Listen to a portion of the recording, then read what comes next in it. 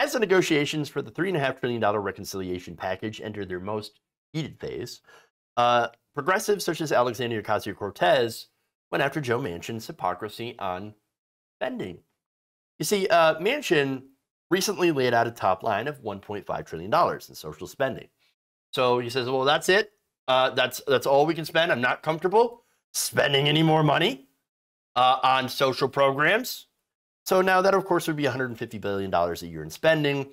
Build Back Better program, as it's called, as a reconciliation package is called, is asking for about $350 billion a year.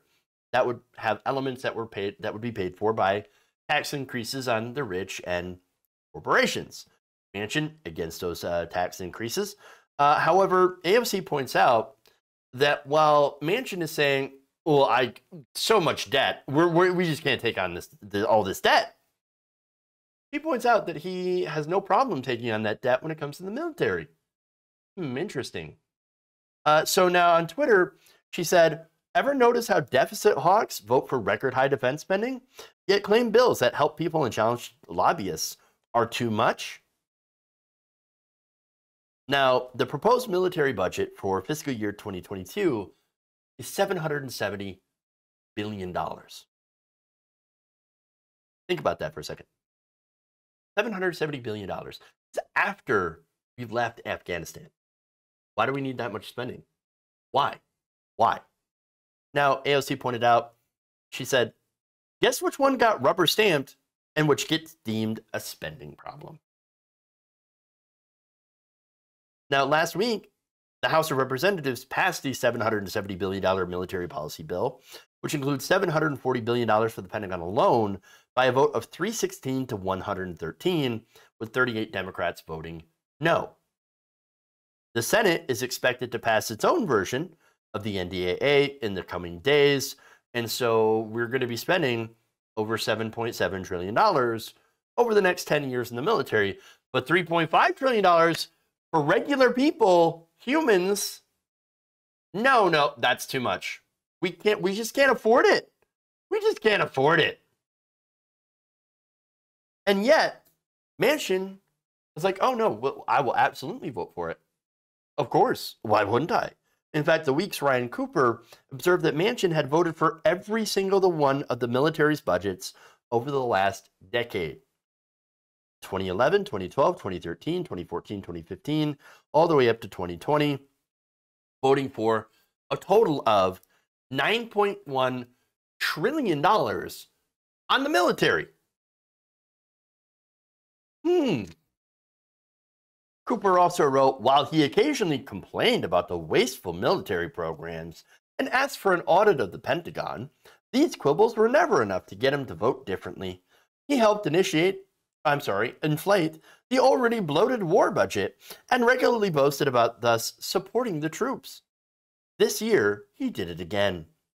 So on one level, all this operatic moaning about the $3.5 trillion is ridiculous hypocrisy.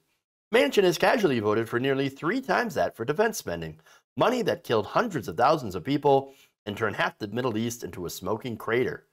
A modest fraction of that total to help parents pay their bills, give seniors dental coverage, fight climate change and so forth, is not some intolerable burden on the economy. God damn. That's pretty strong. 100% correct, by the way. But understand, this is not about the price tag. This is about who it benefits. The military budget benefits defense contractors, whereas regular people would benefit from a lot of the stuff that's in the $3.5 trillion reconciliation bill. And by the way, corporations would mostly benefit from the bipartisan infrastructure bill, which is why Joe Manchin supports it unilaterally. So now, back to AOC here. She says, when you have a moving target, speaking about Joe Manchin, and we've been in negotiations for 6 months, and the 2 main senators still don't have an idea of what their number is, they just pulled one out yesterday. After being engaged with these conversations for 6 months, this is where it's leading. Their lack of consistency and their lack of homework is creating instability in the process.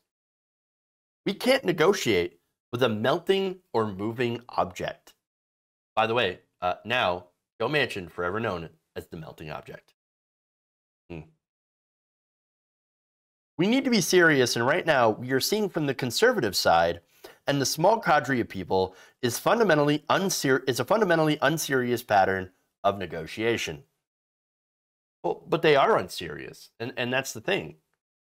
Again, it's not about being serious about delivering for the American people. It's always been about delivering for the donors. Manchin, again, literally sleeps on a yacht. You think he cares about regular working people? No, of course not. Think he cares about the debt? No, of course not. That's a talking point that's used whenever there's progressive legislation that helps regular people, not the donors. Smokescreen. The only things that he wants are things that benefit himself, donors, and the corporate donors. And it's not even about red state. It's not about moderate. Everybody makes a mistake, especially mainstream media, when they say, well, these moderate senators. The moderate senators. No, there is no such thing. There's corporate and non-corporate. This entire thing has been donors negotiating amongst themselves, representing the different industry groups. That's it. The majority of West Virginians want these bills to pass. The majority of Democrats actually do want these bills to pass. The only people who are stopping it are these donors who have chosen Joe Manchin and Kyrsten Sinema as their puppets of the week. That's what's going on. That's who these people are. We have to defeat them. We have to get them out of the way. Then we have to get the money out of politics. If we ever want our system to actually work, to actually function.